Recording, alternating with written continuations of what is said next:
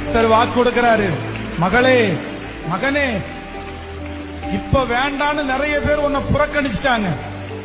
இப்ப நீ வேண்டான்னு நிறைய பேர் சொல்றாங்க. சொந்தக்காரங்க வேண்டான்னு சொல்றாங்க, சுத்தி இருக்கிறவங்க வேண்டான்னு சொல்றாங்க. ஆனா கர்த்தர் வாக்கு கொடுக்கிறார், இந்த முழங்கால் யுத்த ஜெபத்துக்கு பிற்பாடு ஆண்டவர் உங்களை எப்ராயிமா மாத்துவாரு. நீங்க இருந்தாதான் அந்த பிரச்சனைக்கு முடிவு. நீங்க இருந்தாதான் அந்த பங்கன்ல சந்தோஷம்.